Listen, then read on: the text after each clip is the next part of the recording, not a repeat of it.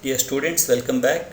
In the previous session, we discussed some numerical problems which are mostly on the based on Young's modulus and related things. Now some more problems on remaining concepts like rigidity modulus, bulk modulus, Poisson's ratio, etc. Ninth question. Calculate the twisting couple on a solid shaft of 1.5 meter length and 0.06 meter radius when it is twisted through an angle of 0.0104 radian. Rigidity modulus is 9.3 into 10 power 10 Newton per meter square. Data: length is given, radius is given, theta given and eta given. We need C, that is couple. Equation for couple: pi eta r to the power of 4 theta divided by 2l. See, in some textbooks this eta is replaced by n is for rigidity modulus. In my regular tutorial class also I took eta for rigidity modulus, so I am going with the same notation. Well, substitute for the pi, eta, r, theta and l, then calculate. You get C as 1.3 into 10 power 4 Newton meter. So that is the answer for 9th question. 10th one. A wire of length 2 meter and radius 2 mm is fixed to the center of a wheel. Recall your N and I experiment. A torque of magnitude 0.04 Newton meter is applied to twist the wire. Find the angular twist if the rigidity modulus is 8.3 into 10 power 10 Newton per meter square. Even here also length given, radius given, twisting couple given. We have to find the angle, that is theta we have to find out. So the data L, R, C and eta, theta is required. Same equation, C is equal to pi eta r to the power of 4 theta by 2l, and rearrange this, you will get theta is equal to so much. Substitute and you will get the answer theta as 0.0383 radian. Almost very simple problem. Now comes the 11th one. A disc of mass 1 kg and 0.1 meter radius is suspended in a horizontal plane by a vertical wire attached to its center. The length and the radius of the wire is given, that is 1.5 meter length and 0.5 mm radius. Period of oscillation is 5 seconds. Calculate the rigidity modulus of the wire.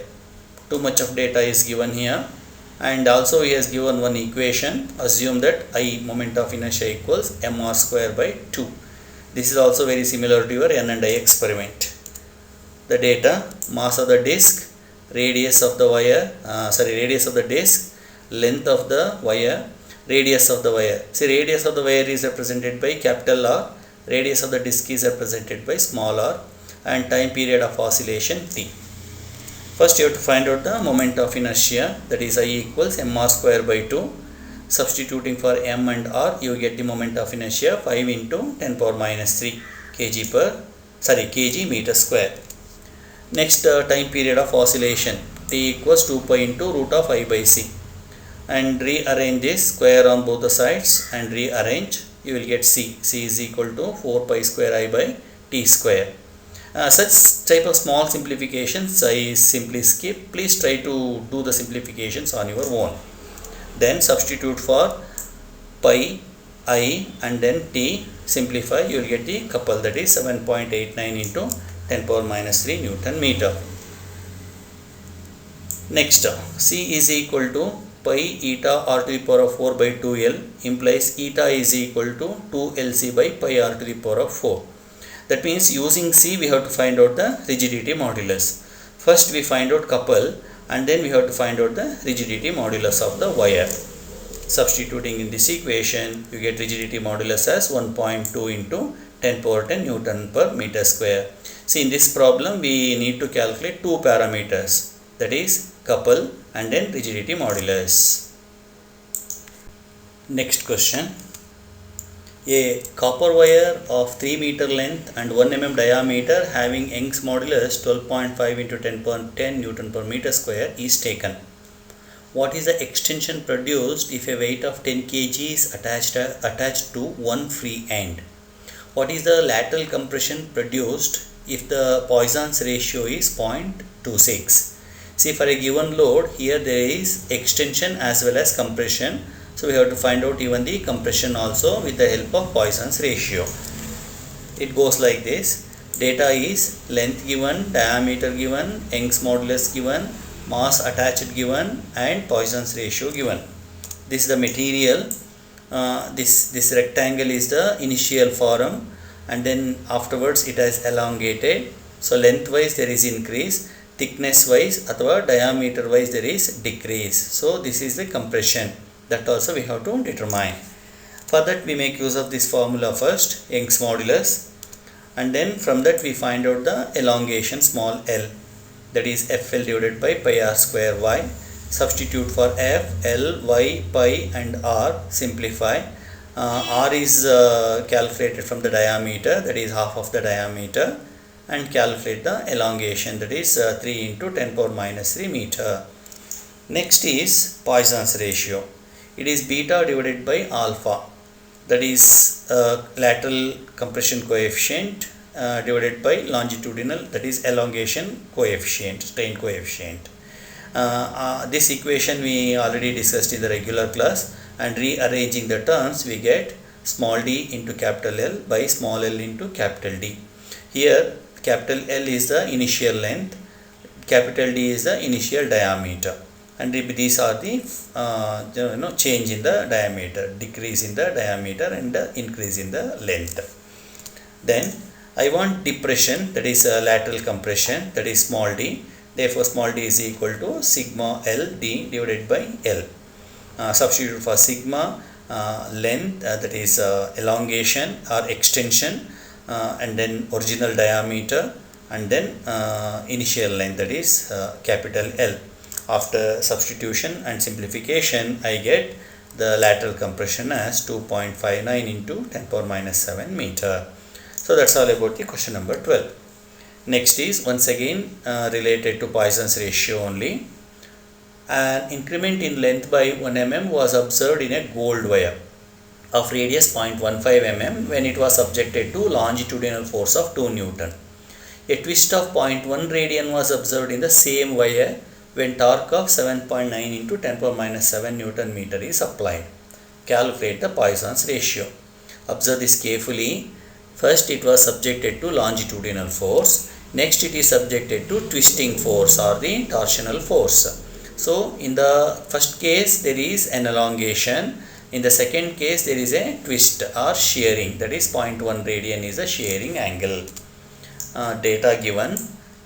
L is 1 mm, that is increment in the length. Capital R, that is radius of the wire. Applied force, shear strain, and then the twisting couple. Then couple per unit twist is equal to torque divided by theta. Substitute for torque and theta, you will get capital C. Capital C is the couple per unit twist. In one of my previous problem, I wrote it as C by theta. Actually it is not exactly correct. I should have written it as small c divided by theta or tau by theta. Capital C, it stands for couple per unit twist. Then Young's modulus. Young's modulus is given by FL by pi r square L, the same formula. And rigidity modulus, this we already used in one of our previous problems. Then take the ratio y and eta. Then y by eta is equal to this divided by this, and I leave the simplification part to you. So you will get this answer. Now substitute for F, substitute for radius, and then incremental length, and then couple per unit twist C, and simplify. You get y by eta as 2.848. So please do the simplification part, don't take it for granted. Then y by eta is equal to 2 into 1 plus sigma. This is the relation between Young's modulus, rigidity modulus, and Poisson's ratio. We have y by sigma, which is 2.848. So substitute. Then 2 into 1 plus sigma is equal to 2.848. And after simplification, you get sigma is equal to 0.424. Remember, sigma is always less than 0.5. It varies from 0 to 0.5. So here what answer we have is well within the limit. Okay students, now some problems on bulk modulus and related things. Here goes the next question. A solid sphere of radius 10.3 meter is subjected to normal pressure of 10 Newton per meter square acting all over the surface. Determine change in the volume. So bulk modulus is given, delta V, change in the volume required. Summary: radius of the sphere, applied pressure, and bulk modulus.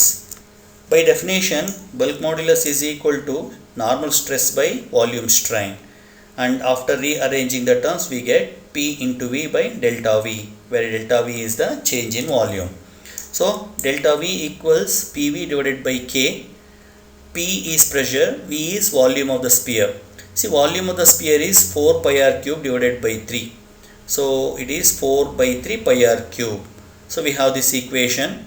Substitute for P, R and K and calculate delta V. It comes out to be 1 into 10 power minus 6 meter cube. So this is the change in the volume due to applied pressure. Next question.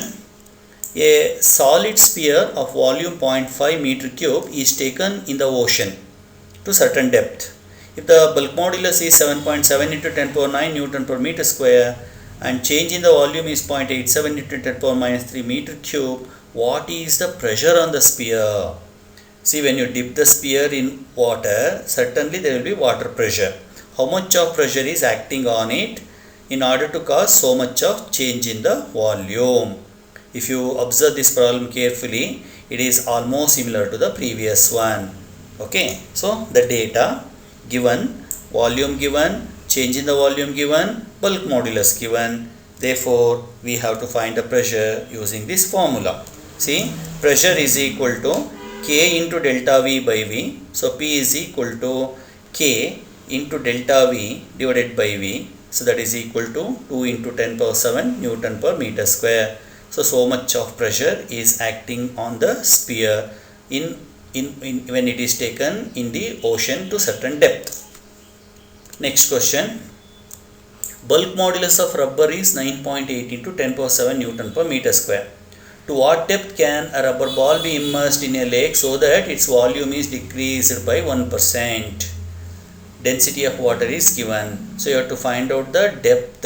To what depth it must be immersed. First you find out the pressure similar to this question.